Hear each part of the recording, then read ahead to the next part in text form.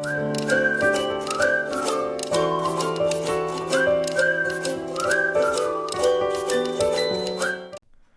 Friends, welcome to your YouTube channel Marker Point. आज की इस वीडियो में हम 3D ज्योमेट्री का बहुत ही important topic line of intersection of two planes पढ़ने वाले हैं। ये वीडियो नंबर 8 है चैप्टर 3D ज्योमेट्री का। इससे पहले 7 वीडियोस और हैं इसी चैप्टर की। जो इस चैनल पर नए हैं पहले इस चैनल को सब्सक्राइब कर दें और बाकी वीडियोस उस प्लेलिस्ट से देख सकते हैं।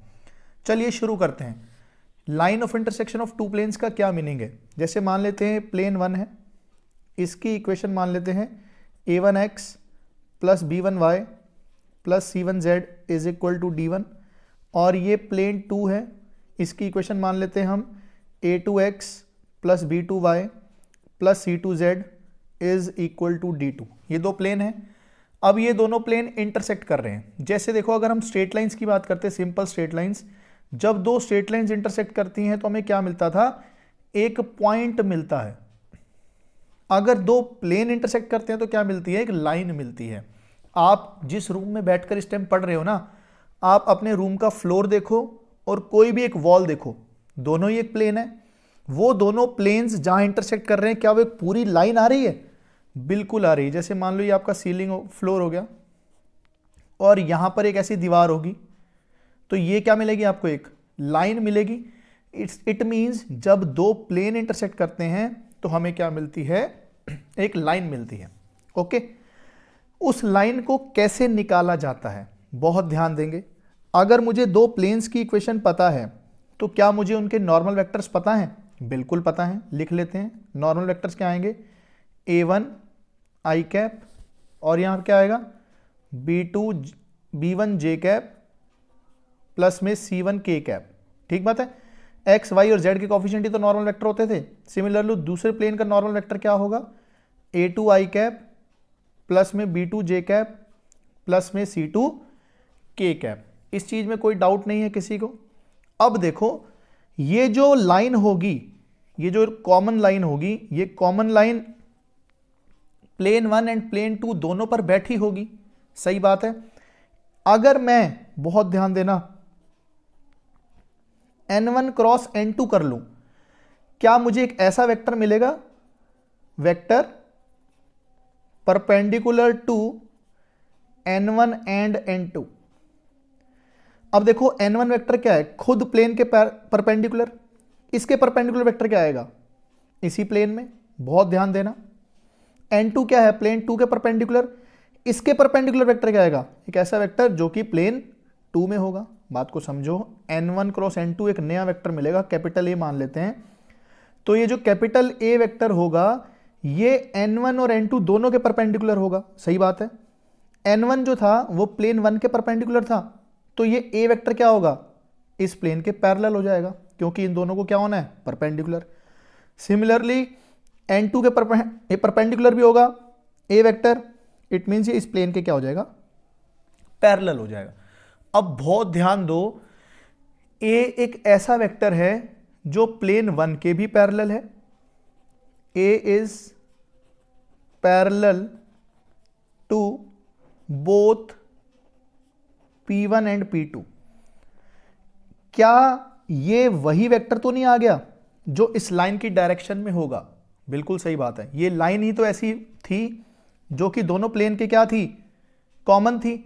और ए वेक्टर भी क्या है, दोनों के पैरेलल है। It means vector A is along the line of intersection. Line of intersection के पैरेलल होगा। तो हमने यहां से क्या सीखा, हमने यहां से यह सीखा कि b1 n1 क्रॉस n2 क्या दे देगा, direction along the line of intersection. अब लाइन की इक्वेशन लिखने के लिए डायरेक्शन चाहिए होती है। देखो तभी मैंने लिख दिया n1 क्रॉस n2, इसके अलोंग आ गया। डायरेक्शन चाहिए होती है और एक पॉइंट चाहिए होता है। डायरेक्शन तो निकल गई, पॉइंट कैसे निकालेंगे देखते हैं। देखो ये दो इक्वेशंस थी मेरे पास, तो वो जो पॉइंट, मान लो कोई भी एक पॉइंट बैठा होगा, क्या ये पॉइंट इन दोनों प्लेन्स के ऊपर भी बैठा होगा? बिल्कुल सही बात है। लाइन बैठी है तो पॉइंट भी बैठा होगा। तो क्या कोई ना कोई ऐसा पॉइंट होगा जिसका z कोऑर्डिनेट 0 होगा? एक्स वाई जेड निकालना है। कोई ना कोई पॉइंट ऐसा होगा जिसका z 0 होगा। तो आप क्या करेंगे, कभी भी कॉमन पॉइंट निकालना है आपको, तो आप क्या करना, z को 0 रख देना। आप y को भी रख सकते थे, x को भी रख सकते थे। तो एक रूल बना लोगे, क्वेश्चन करने आसान हो जाएंगे, z को 0 मान लेना। ठीक है, तो मतलब एक पॉइंट हमने मान ही लिया कि भाई कोई ना एक ऐसा पॉइंट तो होगा ही ना जिसका z कोऑर्डिनेट 0 होगा।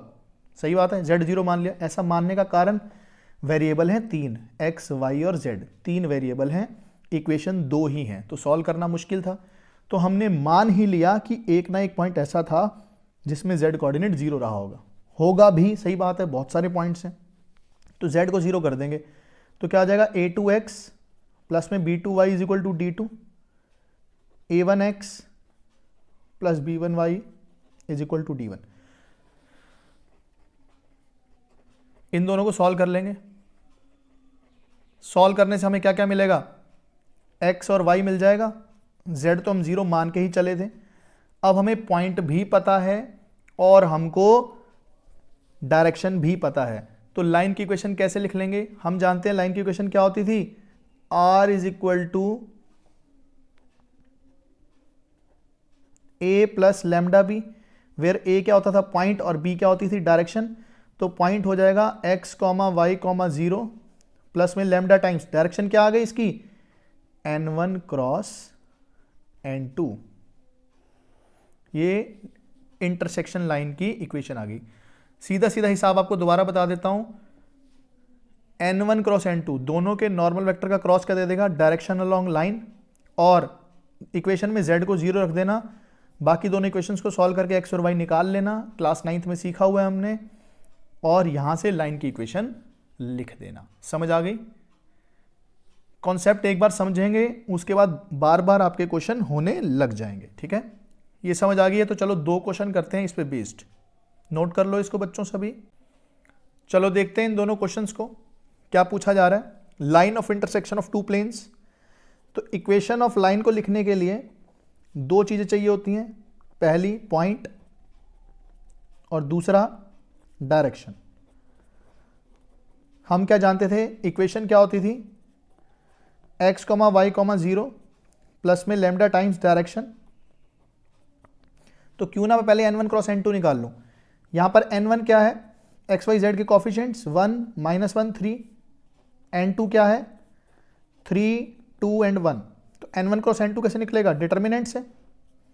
क्या करेंगे, i, j, k, तो i ये आ जाएगा 1, -1, 3, 2 एंड 1। समझ आ गई। डिटर्मिनेंट सॉल्व करना हमें आता है, क्या लिखते हैं यहां पर, प्लस माइनस प्लस, तो क्या आ जाएगा प्लस टाइम्स आई वेक्टर, -1 -6 तो -7, माइनस जे कितना आ जाएगा 1 -9 मतलब -8, प्लस में के वेक्टर कितना 2 + 3 5 आ जाएगा। तो सॉल्व करके कितना आ गया, -7 आई कैप प्लस 8 जे कैप प्लस 5 के कैप। डायरेक्शन मिल गई कि नहीं मिल गई। अब हमारे पास फाइट क्या रह गई, पॉइंट निकालना। मैंने आपको बता दिया z को क्या मान लेंगे, 0 मानने के बाद इक्वेशन क्या आ जाएगी, एक आ जाएगी x - y = 8 और दूसरी आ जाएगी 3x + 2y = what, 7। यहां तक समझ आ गया बात। अब मैंने क्या किया, इस पूरी इक्वेशन को 2 से कर दिया मल्टीप्लाई, तो इक्वेशन कितनी आ जाएगी, 2x - 2y = 16। दोनों को ऐड कर देंगे, ऐड करने से क्या मिलेगा, 2y तो 2y कट गया, 5x = 23। तो x की वैल्यू आ गई 23/5। तो y की वैल्यू कितनी आ जाएगी, पुट कर देते हैं, 23/5 - 8, तो y आ जाएगा 23/5 - 8 40, यह आ जाएगा -17/5। अब मुझे पॉइंट क्या मिल गया है, 23/5 -17/5 0। पॉइंट मिल चुका है, डायरेक्शन मिल चुकी है, क्या निकालना है, बस लाइन की इक्वेशन।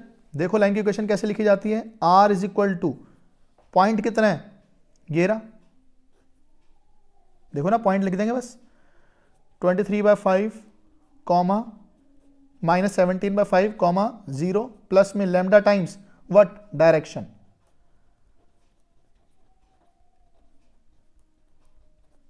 ये हमको दे देगा equation of line, common line. समझ आ गई बात? मुश्किल नहीं था क्वेश्चन, आसान था। अगर आपको सेट प्रोसीजर याद है तो ये क्वेश्चन करना बहुत इजी हो जाता है।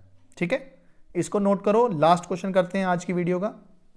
देखो क्या कर रहा है, find the angle between the lines this and this. अब बेटा इसको लाइन बोल रहा है, क्या ये कहीं से कहीं तक लाइन दिख रही है? नहीं दिख रही। ये दो प्लेन है P1 P2, ये है P3 P4। तो ये कह रहा है कि P1 और P3 से जो लाइन ऑफ इंटरसेक्शन मिलेगी P2, P3 एंड P4 से जो लाइन मिलेगी L2, इनके बीच का एंगल पूछ रहा है क्वेश्चन में। समझ आ गई? इट मींस इस लाइन की डायरेक्शन और इस लाइन की डायरेक्शन के बीच का जो एंगल होगा वही हमारा दोनों लाइंस के बीच का एंगल होगा।